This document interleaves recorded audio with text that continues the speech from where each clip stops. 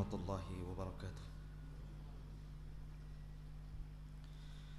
Innal hamdalillahi nahmaduhu wa nasta'inuhu wa nastaghfiruh wa na'udzu billahi min shururi anfusina wa sayyiati a'malina. Man yahdihillahu fala mudilla lahu wa man yudlil fala hadiya lahu.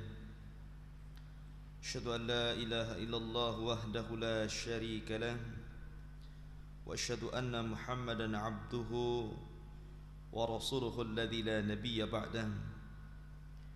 Qala Allah ta'ala ya ayyuhalladzina amanu taqullaha haqqa tuqatih wa la tamutunna illa wa antum muslimun.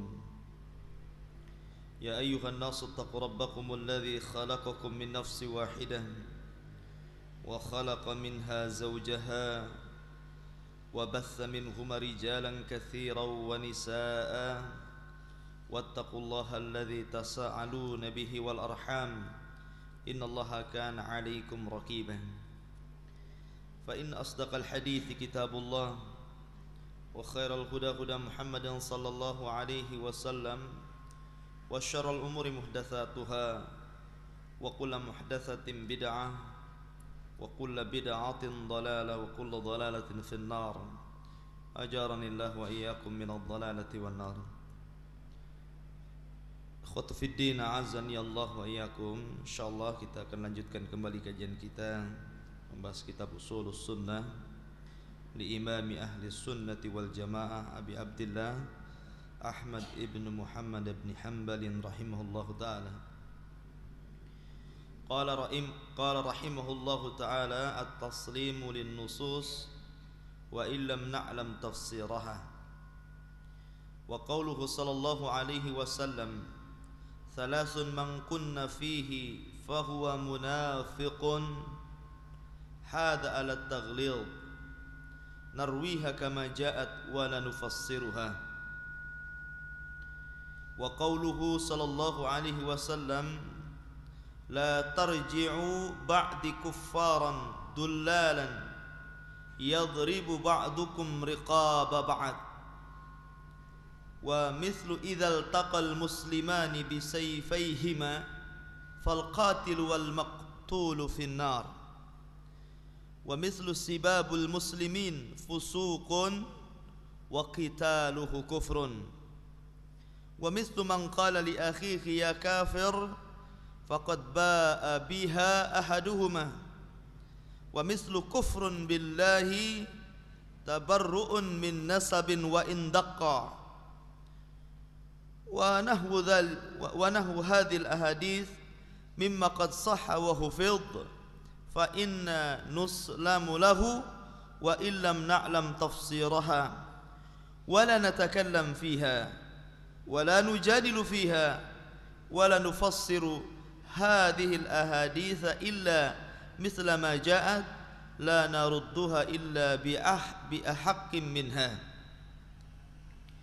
Di sini ada satu bab tentang bab at-taslimu lin-nusus, yaitu berserah kepada nas-nas wa illam na'lam tafsiraha, walaupun kita tidak mengetahui tafsirnya. Di antaranya nas-nas ini adalah sabda Rasulullah sallallahu alaihi wasallam, thalathun, tiga kelompok, man kunna fihi fahuwa munafiqun, barang siapa yang memiliki sifat-sifat itu maka dia menjadi seorang munafik. Hadza ala taghlid, ini untuk menakut-nakuti dengan keras. Kita meriwayatkan sebagaimana datangnya dan tidak perlu kita tafsirkan. Jadi siapa yang memiliki sifat ini maka dia munafik. Di sini Rasul tidak mengatakan apakah dia nifak besar apakah dia nifak kecil. Tapi Rasul mengatakan fahuwa munafiq, maka dia munafik.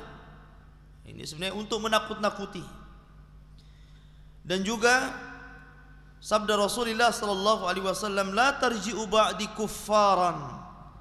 Janganlah kalian sepeninggalku menjadi kafir, dullalan, menjadi sesat, yadribu ba'dukum riqaba ba'd, sehingga sebagian di antara kalian membunuh sebagian yang lainnya. Dan juga sabda Rasulullah, idzal taqal muslimani bisayfihima fal qatil wal maqtul finnar. Apabila ada dua orang muslim bertemu sama-sama mengacungkan senjata, maka orang yang membunuh dan yang dibunuh masuk neraka. Di sini menunjukkan bahwa Rasul tidak mengatakan tentang maksudnya. Yang jelas masuk neraka. Itu menunjukkan taglil, kerasnya ancaman membunuh. Dan juga sabda Rasulullah, sibabul muslimi fusuqun wa qitaluhu kufrun. Mencela orang muslim itu adalah kefasikan, dan membunuhnya atau memeranginya adalah kekufuran. Dan juga seperti sabda Rasulullah, man qala li akhi, siapa yang mengatakan kepada saudaranya ya kafir, wahai kafir, faqad ba'a biha ahaduhuma, maka kekafirannya kembali kepada orang yang mengucapkannya, kalau itu tidak ada kepada orang yang dituduhkan. Dan juga seperti contohnya kufrun billah, orang itu dikatakan kafir kepada Allah. Tabarru'un min nasabin, orang yang berlepas diri dari nasab, wa indaqqa, walaupun sedikit. Dan banyak lagi hadis-hadis yang semisal dari apa-apa yang telah sahih dan telah dihafal oleh ahli ilmi. Fa inna nuslamu lahu, kita harus menyerahkan semuanya. Wa illam na'lam tafsirah, walaupun kita tidak tahu tafsirnya. Wala natakallam fiha, dan tidak usah kemudian kita banyak berbicara tentangnya. Wala nujadilu fiha, kita tidak usah berbantah-bantah tentangnya. Wala nufassir hadhil ahadits, begitu juga kita tidak perlu untuk mentafsirkan hadis-hadis ini illa mithla ma ja'at, kecuali kita tetapkan sebagaimana datangnya.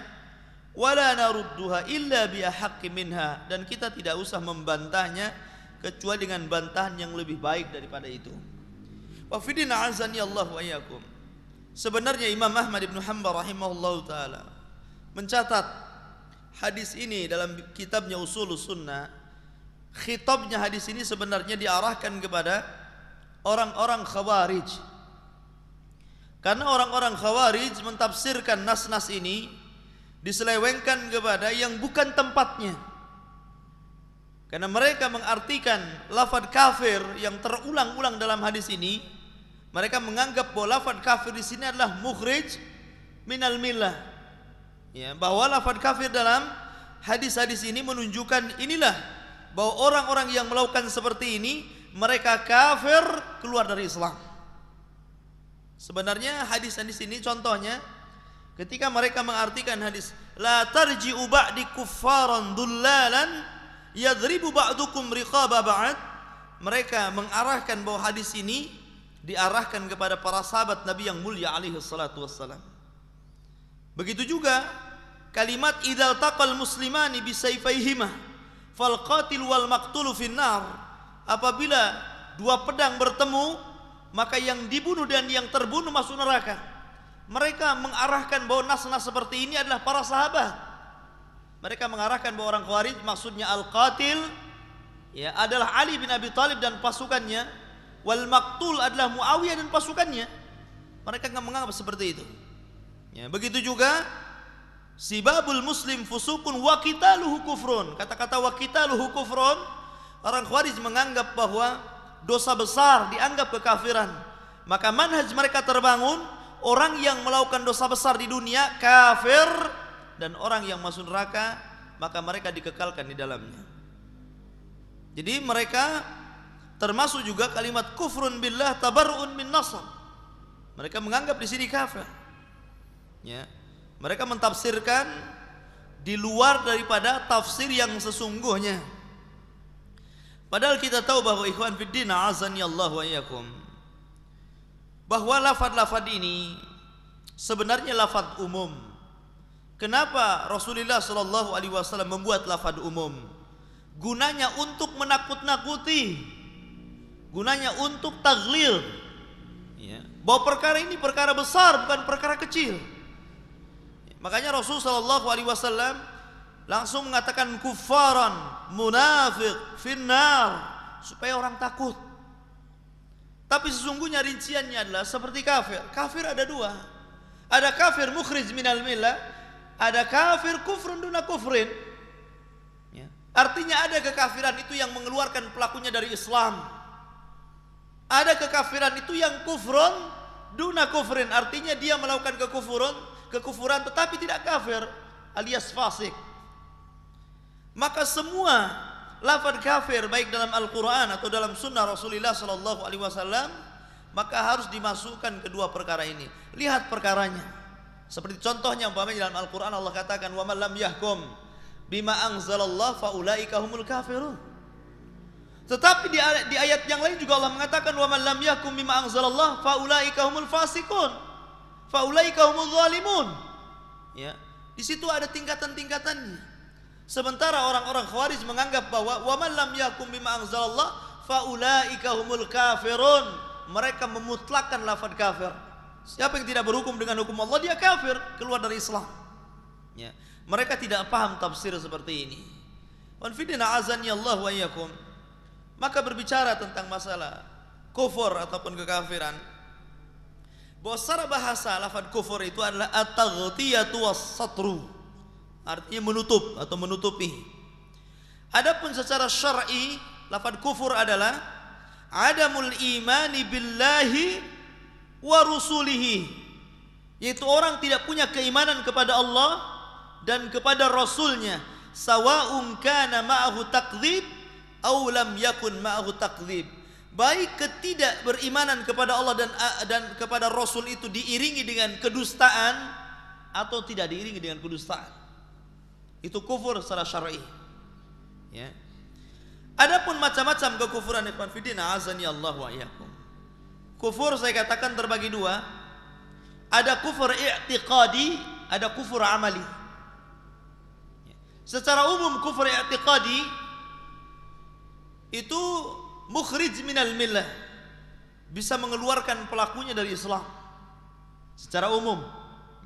Begitu juga kufur amali secara umum tidak mengeluarkan pelakunya dari Islam, walaupun ada beberapa kufur amali itu bisa mengeluarkan dari Islam.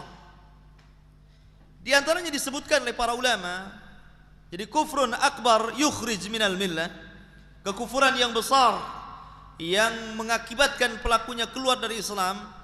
Yang pertama adalah kufrut takdzib, kekufuran at-takdzib, dikarenakan mendustakan Al-Quran ataupun sunnah-sunnah Rasulullah sallallahu alaihi wasallam. Sebagaimana firman Allah Azza wa Jalla dalam surat Al-Ankabut ayat 68, Allah katakan, "Wa man adzlamu mimman iftara 'ala Allahi kadziban aw kadzdzaba bil haqq lamma ja'ahu alaysa fi jahannama mathwal lil kafirin." Allah katakan, maka siapa lagi yang lebih zalim di alam dunia ini daripada orang-orang yang mengada-ngadakan kedustaan atas Allah dan ia mendustakan dengan kebenaran ketika datang kepadanya. Bukankah jahanam tempat orang-orang yang kafir? Maka di sini dikatakan bahwa orang-orang yang mendustakan atas nama Allah atau mendustakan al-haq, kebenaran, maka orang ini dimasukkan ke dalam jahanam dalam kondisi kafir. Jadi kufru takdzib, hati-hati. Mendustakan satu aja dalam Al-Quran atau mendustakan satu hadis saja berarti dia telah mendustakan seluruh Al-Quran dan seluruh hadis-hadis Rasulullah sallallahu alaihi wasallam. Ya, jadi kita tidak boleh mendustakan Al-Quran ataupun sunnah walaupun satu ayat, walaupun satu hadis. Yang kedua kufrul ibah wal istiqbar ma'at tasdiq, yaitu kekufuran al-ibah, enggan dan juga sombong menerima nas-nas Al-Quran atau hadis-hadis Rasulullah sallallahu alaihi wasallam. Sebagaimana firman Allah Azza wa Jalla ketika menceritakan tentang iblis pada surat Al-Baqarah ayat 34, Allah katakan, "Wa idz qulna lil malaikati isjudu li adama fasajadu illa iblisa aba wastakbara wa kana minal kafirin." Dan ketika kami katakan kepada malaikat, sujudlah kalian kepada Adam, maka para malaikat sujud kecuali iblis. Mereka enggan, sombong, dan termasuk orang-orang kafir. Maka siapa yang menolak nas karena kesombongannya, siapa yang menolak nas karena keengganannya, berawal dari kesombongannya tentunya, maka dia kafir. Ya. Kecuali kalau menolak nas itu disebabkan dia belum mampu untuk mengerjakannya, disebabkan mungkin dia ada kelemahan untuk mengerjakannya, tapi dia tidak sombong, maka tidak kafir. Banyak di antara kita yang mungkin belum sanggup mengerjakan nas, padahal kita sebenarnya ya masih diberikan kekuatan untuk kalau terbiasa melaksanakannya bisa.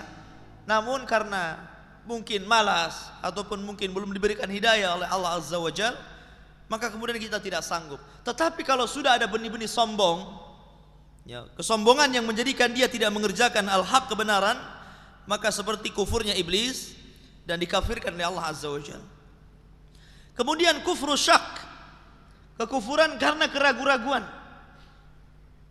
Dan ini disebutkan di dalam Al-Quran, dalam surat Al-Kahfi ayat 35 sampai 38. Wa dakhala jannatahu wa huwa zalimun li nafsihi qala ma adunnu an tabida hadhihi abada wa ma adunnu as-sa'ata qa'imatan wa la in rudidtu ila rabbi la ajidanna khairan minha munqalaba. Qala lahu sahibuhu wa huwa yuhawiruhu akafarta billadhi khalaqaka min turabin thumma min nutfatin thumma sawwaqa rajula lakinna huwa Allahu rabbi la usyriku bi rabbi ahada. Allah Subhanahu wa taala menceritakan dalam Al-Qur'an surat Al-Kahfi, dan ketika ia masuk ke kebunnya sementara ia dalam kondisi mendolimi dirinya, dia mengatakan, aku tidak menyangka bahwa kebun itu akan binasa selama-lamanya. Dan aku juga tidak menyangka kalau hari kiamat itu akan tegah. Kalaulah aku dikembalikan kepada Rabbku, tentu aku akan mendapatkan tempat kembali yang baik.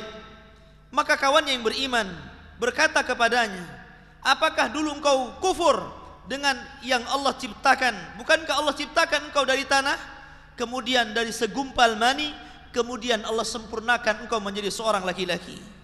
Akan tetapi kami, dialah Allah Subhanahu wa ta'ala Rabb kami, Rabb aku tidak akan menyekutukan dengan Rabbku siapapun. Jadi orang ini dimasukkan ke dalam neraka karena dia mendustakan hari akhir, mendustakan hari berbangkit, mendustakan kiamat ditegakkan, dan begitu seterusnya. Seperti orang-orang dahriyun mengatakan, wa man nuhlikuna illa dahr, tidak ada yang menghancurkan kita kecuali zaman dan masa. Ya. Jadi kekufuran, keraguan-raguan terhadap kebangkitan hari kiamat dan apa yang terjadi setelahnya, maka itu bisa mengeluarkan pelakunya dari Islam. Baik keraguan-raguannya itu karena diawali memang pondasi rapuhnya akidah mereka, seperti sebagian orang-orang Mu'tazilah, ya, yang mereka ragu-ragu terhadap hadis ahad sehingga kemudian memunculkan, mengingkari beberapa hadis ahad yang berkenaan dengan masalah akidah, termasuk hari berbangkit. Ya, karena ada beberapa hadis-hadis yang menjelaskan tentang i'tiqad akidah itu, beberapa hadis ahad, sehingga mereka, sebagian mereka mendustakan bahkan adanya keraguan-raguan bahwa hari berbangkit ini ada. Maka kalau memang pemikiran seperti ini ada, maka hati-hati, karena keraguan-raguan terhadap apa yang telah dijelaskan dalam Al-Quran dan Sunnah bisa menyeret pelakunya ke dalam kekafiran yang mengeluarkan dari Islam. Kemudian yang keempat, kufrul i'rad, termasuk kekafiran karena i'rad, ya, tidak mau melaksanakan atau berpaling daripada kebenaran. Seperti Allah Subhanahu wa taala berfirman, walladzina kafaru amma unziru mu'ridun. Walladzina kafaru amma unziru mu'ridun. Dalam surat Al-Ahqaf Allah katakan ayat 3, dan orang-orang yang kafir atau yang kufur terhadap yang aku peringatkan mereka mu'ridun, berpaling. Jadi berpaling dari peringatan itu bisa menjadikan kekufuran, termasuk kufrun nifaq yang sudah saya jelaskan. Ya, kufrun nifaq itu bisa, kalau nifaq i'tiqadi, bisa menyeret pelakunya dari agama Islam, bisa keluar dari Islam. Termasuk juga kufruz zanadiqah atau kufrun zindiq. Ya. Zindiq itu akbarul munafiq. Sebesar-besarnya orang munafik disebut zindiq. Kemudian juga kufrul muwalat li a'da'il Islam. Kekufuran karena dia meletakkan loyalitas kepada musuh-musuh Islam.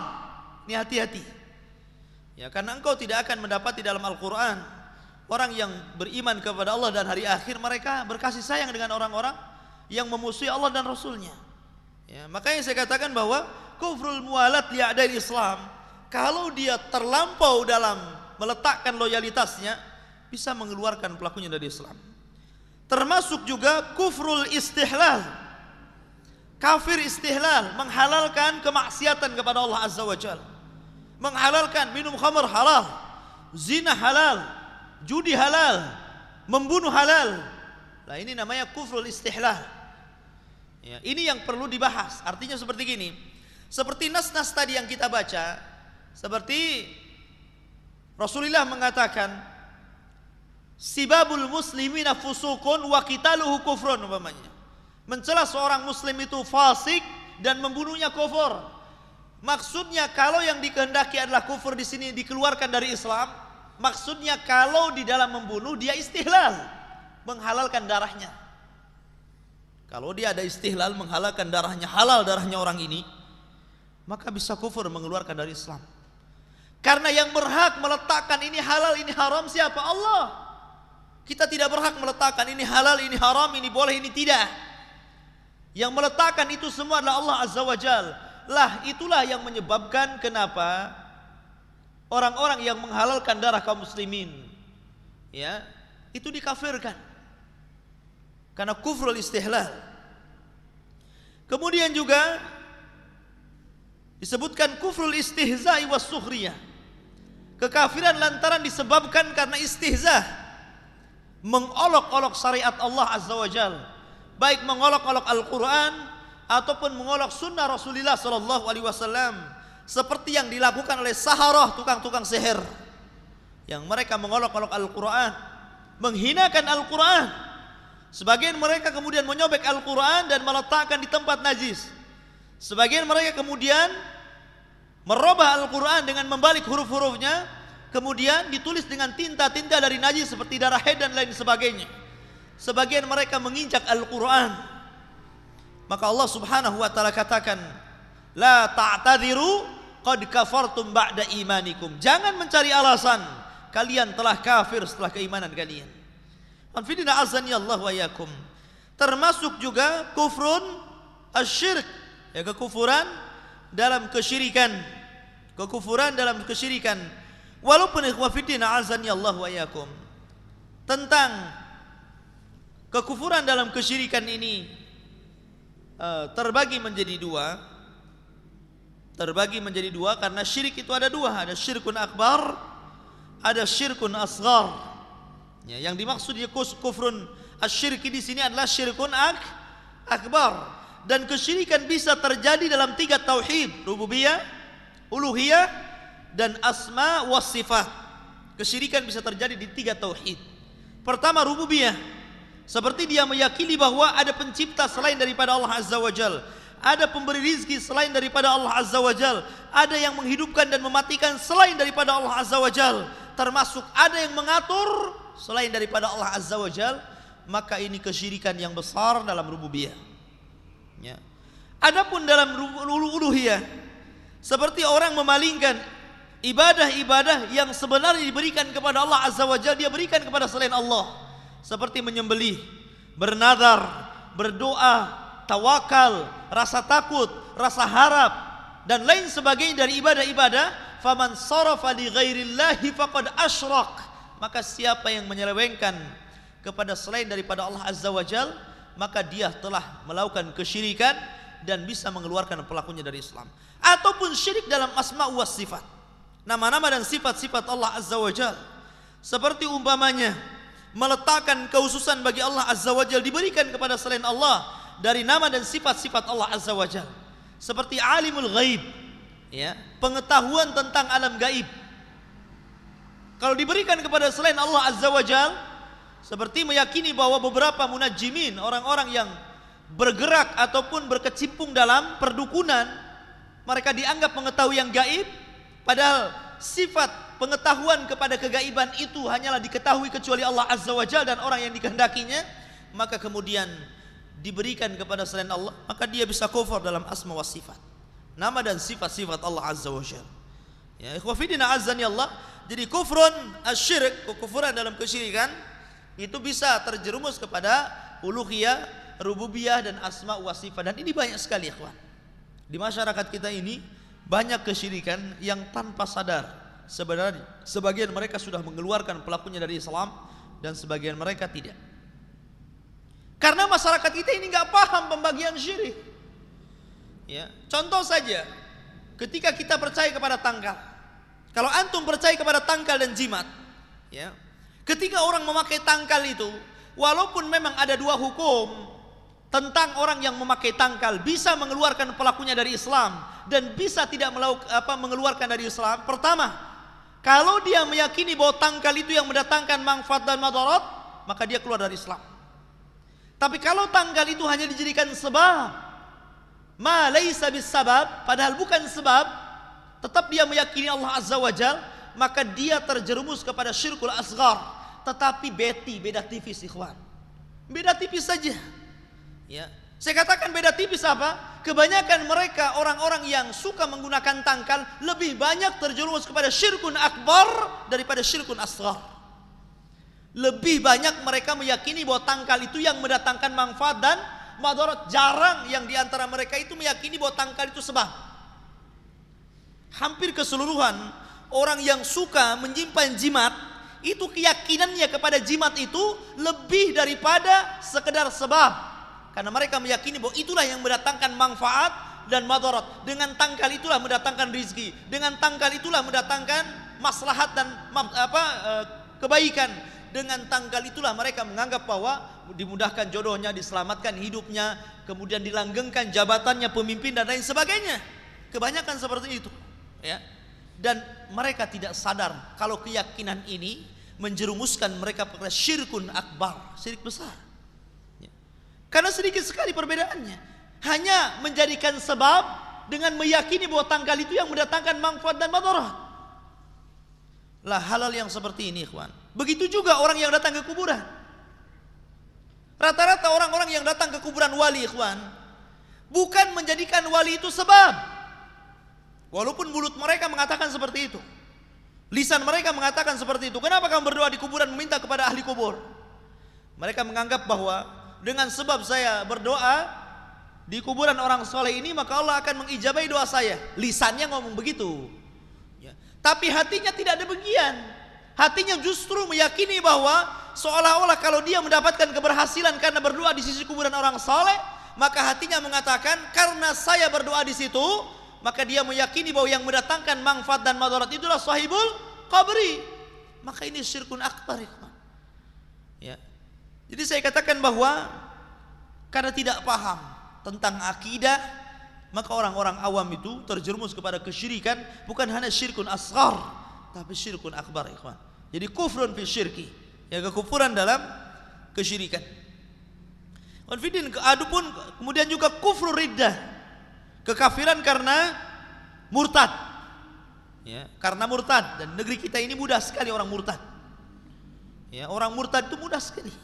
Hanya karena ingin menikah murtad, hanya karena lapar perutnya murtad, mudah sekali. Ya, mereka mudah menggadaikan agama mereka dengan hanya sebungkus super mie. Ya, kalau kiainya mungkin pabriknya kali. Ya. Wa fidina azani Allah wa iyyakum. Maka saya katakan bahwa karena dikembalikan sebabnya karena kejahilan tadi. Kejahilan yang menjadikan kemudian mereka terjerumus pada kufrun riddah. Seolah-olah agama ini dijadikan permainan oleh dia. Termasuk juga kufrun munajjimin was sahara. Kafirnya orang-orang yang melakukan praktek perdukunan dan sihir. Karena hakikatnya mereka melakukan ubudiyah kepada selain daripada Allah Azza wa Jalla. Karena sesungguhnya apa yang mereka kerjakan dari karangan munajjimin dan sahara itu, praktek yang mereka lakukan sebenarnya praktek bisnis antara mereka dengan jin jahat. Itu praktek bisnis mereka karena saling diuntungkan antara jin dan juga mereka. Mungkin dari pihak jin diuntungkan karena mereka lebih mulia daripada manusia sehingga dia dimintai pertolongan dan disembah. Bagi para munajjimin dan sahara diuntungkan karena mereka mendapat duniawi. Makanya ketika tukang-tukang sihir itu diajak oleh Fir'aun untuk melawan Musa, maka orang-orang tukang sihir itu mengatakan, lana ajrun, apakah kami dapat sesuatu dari harta benda? Ya, kalian akan mendapatkan itu. Wa innakum laminal muqarrabin, kata Fir'aun. Karena engkau adalah orang-orang yang dekat dengan aku, pasti aku akan berikan sesuatu kepada kalian. Lihat, di sini ada saling keuntungan. Ya. Makanya tidak ada dukun yang ikhlas. Nggak ada dukun yang cuma-cuma. Ya, silakan datang ke kami, tidak bayar apa-apa. Awalnya begitu, tidak bayar. Ya. Kemudian berakhir dengan bayar. Wa fidina azani Allah wa yakum. Itu kufrun munazzimin dan sakhara.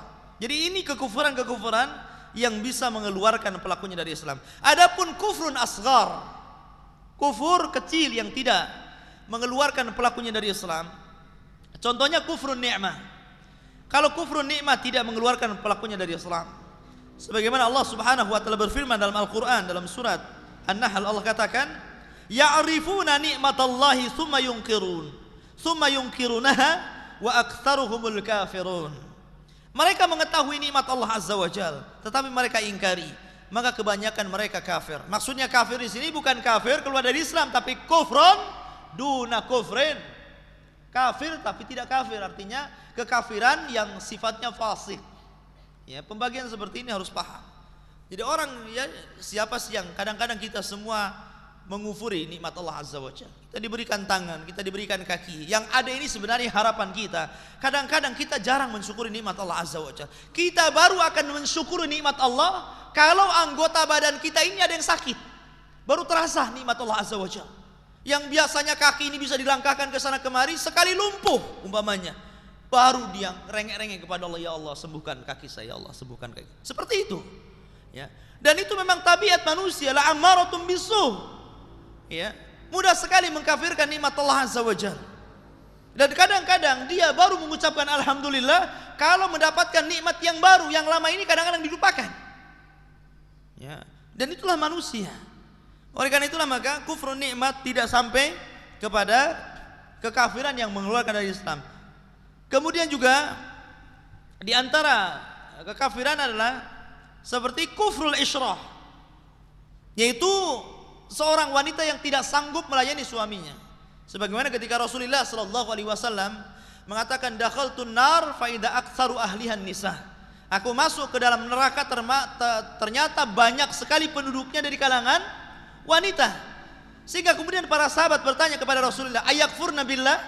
Apakah wanita-wanita itu kufur kepada Allah Azza wa Jalla, tidak salat, tidak berkaitan dengan ibadah kepada Allah Azza wa Jalla? Maka Rasul tidak, mereka tetap ibadah kepada Allah Azza wa Jalla. Walakin yakfurnal ashir, tapi wanita-wanita itu kufur kepada suaminya. Lah kufur kepada suami, ya, itu tidak kafir, artinya tidak mengeluarkan pelakunya dari Islam. Termasuk juga kufrun niyaha 'alal mayyit. Ya, kufrun niyaha 'alal mayyit, maka sebagaimana hadis Rasul sallallahu alaihi wasallam yang mengatakan kekafiran orang-orang niyaha, maksudnya kafir di sini bukan keluar dari Islam, bukan. Ataupun contohnya seperti kufru ta'ni fil ansab. Ya. Termasuk kekufuran orang-orang yang tidak mengakui selain dari nasabnya. Karena ada hadis yang mengatakan seperti itu. Termasuk kekufuran orang yang tidak mengakui nasabnya. Ya. Karena banyak sekarang terjadi, anaknya keluar dari rumahnya, kemudian pindah ke kota, dia sukses, bapaknya miskin, tidak diakui, itu bukan bapak saya. Ya. Ataupun dia mengaku-ngaku nasab orang lain padahal bukan nasabnya. Seperti Habib itu. Ya. Dia ngaku padahal bukan nasabnya. Dia ngaku saya keturunan Nabi SAW. Bahkan di Hadrul Maut, ikhwan, ada satu sekolah As-Sakaf, itu khusus sekolah itu menjual nasab. Kalau antum ingin membeli nasab sampai Rasulullah, antum datang ke Hadrul Maut, sekolah di sana, nanti antum bisa membeli nasab. Sehingga di Indonesia ini ada organisasi habaib. Sebenarnya mereka itu nasabnya tidak sampai kepada Rasulullah. Masa orang-orang pesek dikatakan nasabnya kepada Rasulullah? Ya. Rasul itu dari Arab, bukan dari Banyumas, bukan dari Medan, bukan dari ya Allah ya Rabb ya. Sampai saya melihat di Madura itu ada sekelompok habaib khusus orang-orang Madura. Khusus orangnya macam-macam ya, wajahnya orang Madura kan macam-macam ya, ikhwan. Kalau jelek-jelek sekali, kalau bagus-bagus sekali. Ya, begitulah orang-orang di mana-mana. Habaib ini ikhwan fillah azan ya. Kalaupun memang betul mereka keturunan Nabi sallallahu alaihi wasallam, tidak menjadikan mereka mulia karena nasab. Karena yang menjadikan mulia mereka ketakwaan kepada Allah Azza wa Jalla. Karena rata-rata kelompok habaib itu lebih banyak gerakan mereka kepada gerakan sufi tasawuf, tarikat kebanyakan. Jarang sekali mereka yang ikut salaf. Jarang mereka yang ikut orang-orang yang memperjuangkan sunnah Rasulullah sallallahu alaihi wasallam. Sebab seorang habib kalau dia masuk salafi, maka akan malu mengatakan saya habib. Ya. Karena orang-orang salafiyin mereka hanya menegakkan sunnah, ikhwan. Kita tidak melihat ini habib itu enggak. Karena habib itu memang keluarga Nabi yang Rasul katakan udzakirukumullahu bi ahli baiti. Aku ingatkan kalian dengan ahli baitku. Artinya apa? Artinya ahli bait yang sifatnya mereka betul-betul di atas sunnah Rasulullah sallallahu alaihi wasallam. Adapun hanya sekedar nasab, tapi kelakuan mereka menyelisih sunnah, jangan bangga dengan habib. Imam Syafi'i juga habib. Imam Syafi'i itu habib karena dia adalah keturunan ahli bait, sebagaimana pernyataan Imam Ahmad bin Hanbal rahimahullah taala ketika mengomentari hadis Rasulullah, di antara keturunanku kata Rasulullah, man yujaddid hadil ummah, akan muncul orang-orang yang pembaharu umat ini. Maka kata Imam Ahmad, 100 tahun pertama Allah munculkan dengan Umar bin Abdul Aziz, maka 100 tahun kedua Allah munculkan dengan Muhammad bin Idris Asy-Syafi'i rahimahullahu taala. Tapi Imam Syafi'i tidak berbangga dengan habaib. Apakah Imam Syafi'i terkenal karena habibnya? Mungkin semua orang tidak tahu bahwa Imam Syafi'i itu keturunan Nabi. Kan tidak tahu sebagian orang. Ya. Cuma dia dikenal sebagai imam madhab. Imam madhab karena memang dia adalah imam ahli sunnah wal jamaah. Karena ilmu yang ia miliki yang telah memperbaharui ilmu-ilmu Islam, itulah terkenalnya beliau. Bukan karena dia habib. Ya. Jadi jangan berbangga dengan habib. Tidak perlu dibanggakan. Karena sesungguhnya kemuliaan bukan karena saudara habib ataupun tidak habib. Apalagi kalau andai kata habib saudara itu palsu. Ya. Bukan habib asri tapi habib-habiban. Ya, tambah lagi berbangga dengan sesuatu yang bukan miliknya itu seperti persaksian palsu. Ya. Orang yang berbangga dengan yang bukan miliknya itu kasyahadati zur kata Rasulullah. Seperti sumpah palsu, seperti persaksian palsu. Ngapain? Ya, berdusta atas nama Allah Azza wa Jalla, berdusta atas nama manusia. Ya, jadi berdusta atas nama Allah Azza wa Jalla karena mereka biar dihormati. Karena orang Indonesia ini nggak tahan dengan habib. Sekali salaman dengan habib aja lemes, apalagi orang-orang awam. Ya. Apalagi kalau sudah tampangnya memang tampang Arab. Walaupun di sana dari Mekah ataupun dari Yaman itu pemulung datang ke Indonesia ngaku habib jadi kaya di sini. Ya. Wafidina azani Allah wa yakum. Jadi saya katakan apalagi kalau umpamanya tampangnya sudah tidak tampang Arab. Tapi memang karena memang negeri kita ini banyak ahli bid'ahnya daripada ahli sunnahnya. Dan mereka sudah terasuki pokoknya dari Arab saja seolah-olah segala-galanya. Sampai orang Indonesia ini terutama orang-orang kampung yang tidak kenal sunnah, orang-orang awam, ya, kepada lafaz-lafaz Arab saja atau sesuatu yang sifatnya Arab, mereka itu luar biasa. Coba antum beli koran di Arab, kan bahasa Arab semua itu, isinya politik, nggak ada Quran, nggak ada sunnah. Coba antum disebarkan di desa-desa itu, mungkin takut injak kalau disangka Quran. Ya. Padahal Quran Arab, ya, isinya politik, isinya kesenian, isinya masalah artis dan sebagainya. Karena nggak paham. Ya. Sebagian dukun cabul malah diambil koran-koran Arab itu, kemudian digunting-gunting, ya, kemudian dibungkus, kemudian dikasih minyak, jadilah jimat. Padahal isinya politik. Disangkanya orang awam, oh ini tulisan Arab, jimat-jimat, mantra-mantra. Karena apa? Orang ini masih berlebihan kepada orang-orang yang sifatnya ke Arab-Araban itu. Padahal sebenarnya Rasul tidak membedakan antara orang ajam dengan orang Arab. Inna akramakum indallahi atqakum. Wa fidina azani Allah, termasuk juga kufrun al-hukmu bi ghairi ma anzalallah idza lam yastahil.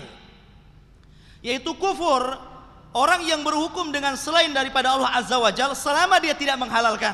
Ingat, Kalau sudah menghalalkan ini yang kafir. Ya. Kalau memang maksudnya orang-orang Khawarij yang mengatakan wa man lam yahkum bima anzalallah fa ulaika humul kafirun, seperti orang-orang pergerakan. Orang-orang yang suka bergerak di bawah tanah, orang yang punya negara di atas negara, ya. Ada di negeri kita ini ada orang-orang pergerakan, orang yang bergerak di bawah tanah aja dia itu. Ya, seolah-olah sudah punya kekuasaan. Padahal di negeri kita sudah ada penguasaan, maka mereka itu punya negara di bawah tanah istilahnya. Mereka menganggap bahwa negeri kita ini negeri kafir. Karena apa? Mereka mencopot sebuah ayat wa malam yakum bima anzalallah fa ulaika humul kafirun. Ya, bahwa mereka adalah kafir karena tidak berhukum dengan hukum Allah. Kita katakan bahwa kaidah itu betul diambil dari Al-Qur'an. Makanya Ali bin Abi Thalib ketika mengatakan orang-orang Khawarij bahwa la hukma illallah, Ali mengatakan kalimatul haq urida bihal batil. Kalimatnya betul tapi dikehendaki kebatilan. Yang dimaksud kafir kalau yastahil, dia menghalalkan. Kalau dia menganggap baik hukum selain daripada Allah lebih baik daripada hukum Allah, ya kafir dia. Apakah para pembuat undang-undang di negeri kita ini meyakini seperti itu? Tanya orang-orang yang membuat undang-undang ini. Apakah engkau meyakini bahwa undang-undang Pancasila, undang-undang 45 atau undang-undang apalah yang dibuat di negeri kita ini, itu meyakini bahwa itu lebih baik daripada Al-Quran dan Sunnah? Kalau dia mengatakan ya, kafir kita itu. Kafir, karena apa? Mendahulukan Al-Quran dan Sunnah.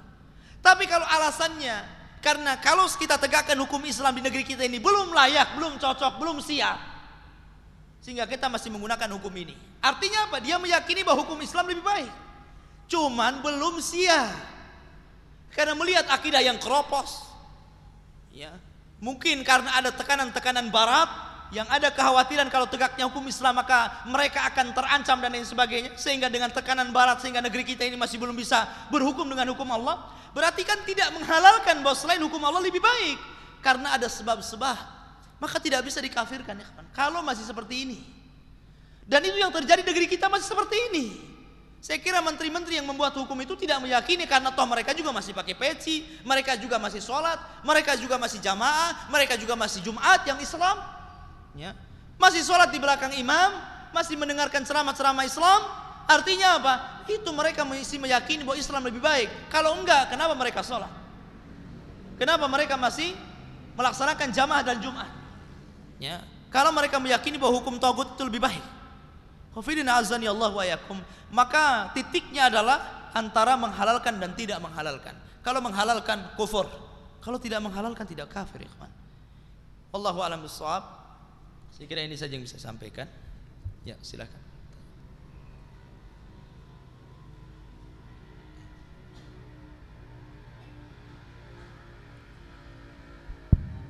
Ini menanggapi tadi tentang qital ataupun sibabul muslim busuk wa qitalu kufur. Jadi membunuh adalah termasuk daripada kufur amali, Ustaz ya. Iya. Nah, jadi bagaimana pula kita menanggapi tentang ayat di dalam surah An-Nisa, "Wa may yaqtul mu'minan fajazaa'u jahannam khalidan fiha." Berarti orang muta'ammidan fajazaa'u jahannam khalidan fiha. Di sini katakan adalah khalidan fiha, seolah-olah kekal selama-lamanya. Seolah-olah ini masuk kufur. Bagaimana kita memadukan tentang dua ayat dengan hadis tersebut? Ya. Bismillahirrahmanirrahim. Ini salah satu istidlal orang Khawarij ketika mengatakan bahwa orang yang melakukan dosa besar itu dikeluarkan dari Islam. Salah satunya dikiaskan kepada ayat ini. Wa may yaqtul mu'minan muta'ammidan fajazaa'uhu jahannam khalidan fiha wa ghadiballahu 'alaihi wa la'anahu wa 'adzabahu, terus sampai akhir. Lah ayat ini artinya barang siapa yang membunuh seorang muslim secara sengaja, fajazaa'uhu jahannam. Fajazaa'uhu jahannam, maka balasannya jahannam. Khalidan fiha, dikekalkan di dalamnya. Ya, khalidan fiha bukan hanya dikekalkan di dalamnya, disitu dijelaskan hukumannya. Wa ghadiballahu 'alaihi wa la'anahu wa 'adda lahu 'adzaban alim. Itu bayangkan, dia dilaknat, dia dimarahi oleh Allah Azza wa Jalla, dimurkai, bahkan disediakan azab yang pedih. Tidak ada dalam Al-Quran yang lebih pedih siksaan yang dijelaskan secara berurutan kecuali masalah membunuh. Ayat ini tidak ada dosa besar yang beruntun gitu hukumannya, yang sangat dahsyat daripada seorang mukmin dibunuh secara sengaja. Ayat ini dijadikan dalil oleh orang Khawarij tentang bahwa orang yang melakukan dosa besar itu dikafirkan. Buktinya orang yang membunuh orang mukmin secara sengaja dia dimasukkan jahanam dan dikekalkan. Bayangkan dikekalkan. Kalimat dikekalkan ini menunjukkan bahwa tidak mungkin orang itu dikekalkan dalam neraka kecuali orang kafir. Istidlalnya begitu. Maka siapa yang membunuh karena dia dikekalkan di dalam neraka, maka dia kafir. Maka kemudian seluruh lafaz-lafaz kafir yang berkenaan dengan masalah qital, membunuh, maka diartikan kafir di sini keluar dari Islam. Seperti hadis wa qitaluhu kufrun. Sibabul muslim fusukun wa qitaluhu kufrun. Ikhwan, para ahli tafsir membahas bahwa ayat ini ada beberapa takwil. Satu, ada yang mengatakan bahwa ayat ini hanya sekedar wa'id, ancaman. Sekedar ancaman. Bahwa membunuh seorang mukmin secara sengaja maka dapat ancaman besar. Salah satunya adalah ancaman dikekalkan di dalam neraka. Namanya ancaman bisa terjadi bisa tidak. Kamu kalau macam-macam saya bunuh kamu umpamanya. Toh sudah diancam tetap aja nggak bunuh. Ada yang terjadi seperti itu. Jadi sifatnya ancaman itu bisa ya bisa tidak. Kalau memang artinya khalidan fiha, betul-betul di situ diartikan khalidan fiha, maka yang dimaksud di sini khalidan fiha maksudnya adalah kekalnya di situ adalah nerakanya orang-orang muwahhidin. Di mana nerakanya bagi orang-orang muwahhidin memang kekal, tetapi ada batasnya. Tapi nerakanya orang-orang kafir tidak ada batasnya. Ya, kalau yang dimaksud di situ khalidan artinya kekalnya neraka bagi orang-orang muwahhidin. Karena orang-orang ahli tauhid yang ada keimanannya, maka mereka walaupun tidak beramal tapi masih ada seberkas keimanan, maka mereka akan diselamatkan.